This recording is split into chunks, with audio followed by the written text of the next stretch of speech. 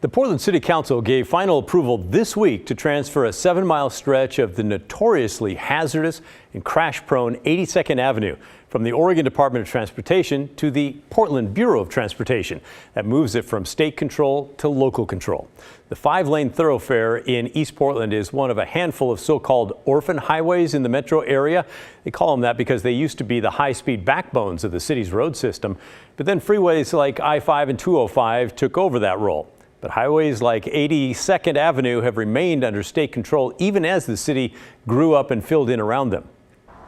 The result is that 82nd is larger and faster than most of the other roads in Portland, and it lacks many of the things you would normally find on a main street in a dense urban area like, well, frequent crosswalks and safety features to deter speeding. And that makes it one of the most dangerous roads in all of Portland. From 2015 to 2019, there were nearly 2,000 crashes on 82nd. That's nearly one per day, with 76 people killed or seriously injured, nearly 15 per year. Most of those killed were people crossing the street. For many local residents, the issue goes just beyond traffic safety. The road has become hazardous, and it's become a symbol of geographic division and neglect in East Portland. 82nd Avenue has been such a dividing line for so many years. Both in terms of race as well as class and health impacts. And as we know, it's one of the most racially diverse areas of our state, with countless stores, immigrant-owned small businesses, schools, restaurants. Residents and safety advocates have been sounding the alarm for years. But the transfer to Portland was a real drawn-out process that required action at the state legislative level. Part of the difficulty is that 82nd needs hundreds of millions of dollars in repairs and upgrades to bring it up to code. Well, that's more work than the city can afford to take on.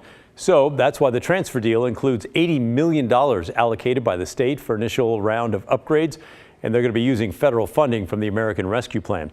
The city of Portland's also pledged to allocate an additional $35 million for the corridor, and then ODOT says it will kick in another $70 million starting in 2026. Now, for the people who live, work, and travel along 82nd, the upgrades cannot come soon enough. Heidi Schultz's son, Dawson, attends Leotis McDaniel High School on Northeast 82nd, which reopened in September after a 2-year renovation. Heidi said she and other parents recently formed a safety committee to try to address the traffic hazards and the crime around the reopened campus.